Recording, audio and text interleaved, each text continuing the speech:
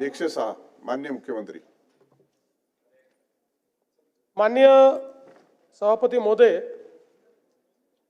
विधानसभेने संमत केलेले सन 2025 चे विधानसभा विधेयक क्रमांक 106 महाराष्ट्र लोकायुक्त सुधारणा विधेयक 2025 मी आपल्या अनुमतीने मांडतो.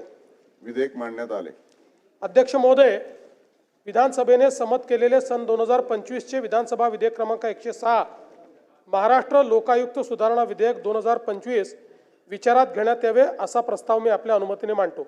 अध्यक्ष महोदय, आपल्याला कल्पना आहे की दोन्ही सभागृहाने एकमताने लोकायुक्ताचा कायदा पास केला होता आणि माननीय राष्ट्रपती महोदयांकडे आपण तो मान्यतेला पाठवला होता. अतिशय महत्त्वाचा कायदा आपण केला. त्या कायद्यामध्ये मुख्यमंत्र्यासहित सगळ्यांना आपण लोकायुक्ताच्या अंतर्गत आणलं आणि हा ज्यावेळेस मान्यतेला गेला त्यावेळेस त्याला आता राष्ट्रपतींनी मान्यता दिली आहे, पण देताना त्यांनी 2 सुधारणा त्यात आपल्याला सुचवलेल्या आहेत, ज्या अतिशय अनुषंगिक सुधारणा आहे. त्यातली पहिली सुधारणा अशी आहे की अपॉइंटेड डेट ज्या आहेत त्या वेगवेगळ्या असल्या पाहिजेत.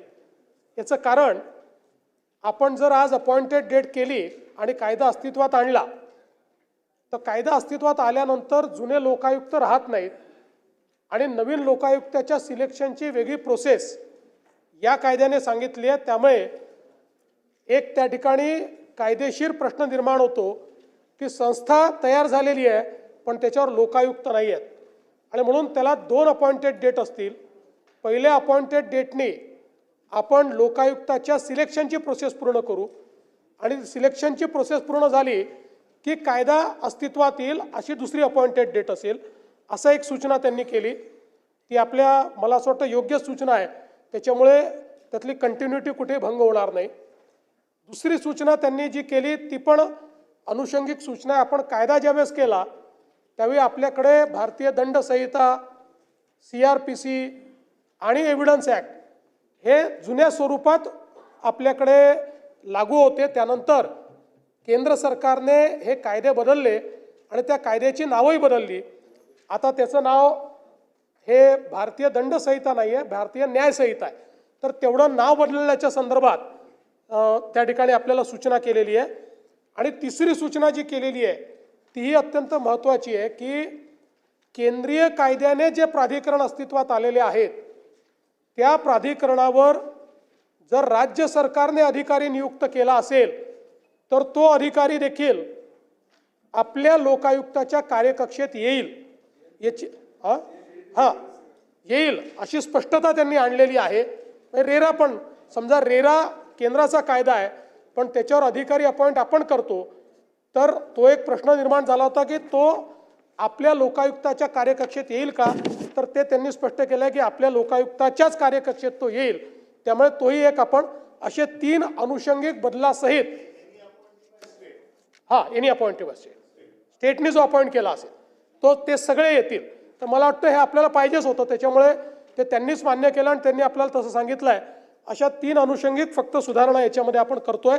त्या केल्यानंतर पुन्हा राष्ट्रपतीकडे पाठवायची आवश्यकता नाही. त्यांनी आपल्याला सांगितलं की तुम्ही या सुधारणा करून लागू करा.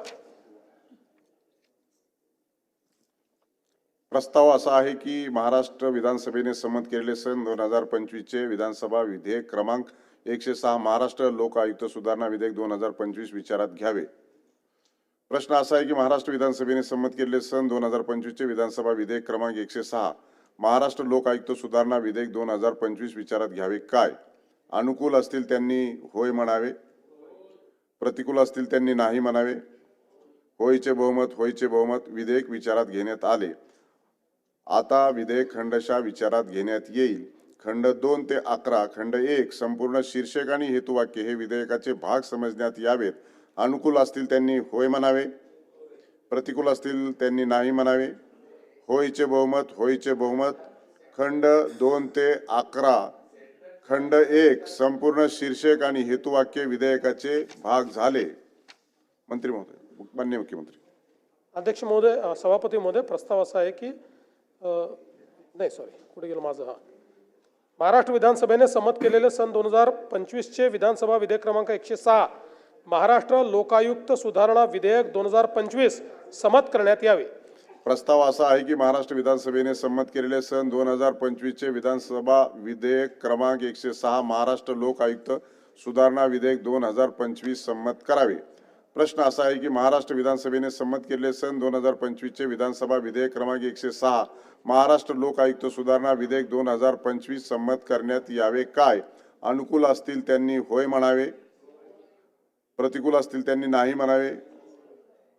होयचे बहुमत महाराष्ट्र विधानसभेने संमत केलेले सन 2025 चे विधानसभा विधेयक क्रमांक 106 महाराष्ट्र लोक आयुक्त सुधारणा विधेयक 2025 संमत करण्यात आले।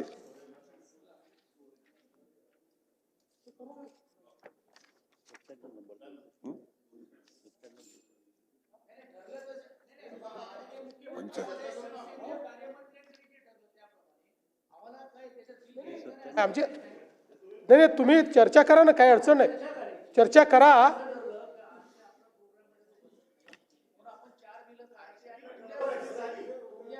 उद्या काढून द्या पहिल्या फर्स्ट आवर मध्ये फर्स्ट एकदम पूर्ण पाळू। आता बिल नंतर ना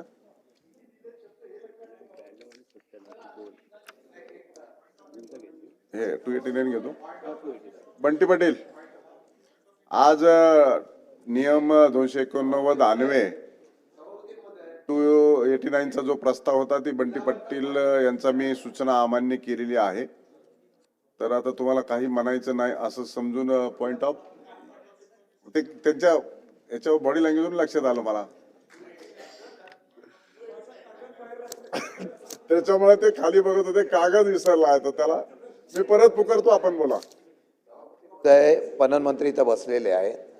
एक बिल त्यांनी आणलेलं आहे 93 नंबरचं। सुप्रीम कोर्टामध्ये या खाली बिल झालं का नाही मला माहीत नाही, पण सुप्रीम कोर्टामध्ये ही केस प्रलंबित असताना हे बिल मांडू शकतो का, एवढंच आमचं म्हणणं आहे। एक नाही, आता ते मांडलं नाही, प्रेझेंट केले ना इथं, दाखवलेलं आहे। आज आज मांडलं नाही, आपण उद्या करायचं ठरलं ना। बरं, दुसरी एक हा काय करायचं, हे दाखवलं म्हणून बोललो, ते आणलं चुकीचं ना, कागदपत्रे पलटा घेतात, लक्ष द्या ना। आणि असं कसं येतं, असं आहे, एक मिनिट, आता आपण मी लक्षवेधीकडे जाऊया। दादा विषय असा आहे, ज्या वेळेला खात्याला माहित असेल ही सुप्रीम कोर्टाने स्थगिती आहे, स्टे आहे, मी तुम्हाला दाखवून माझं झालं बोला। सुप्रीम कोर्टामध्ये ही केस प्रलंबित असताना हे बिल आणणं योग्य आहे का? मग ते केसचा निकाल लागल्यानंतर आणला असतं तर गोष्ट खरी आहे ना, म्हणजे खात्याने केलेली खालच्या सभागृहामध्ये बिल पास झालेलं नाही आणि वरच्या सभागृहामध्ये आलेलं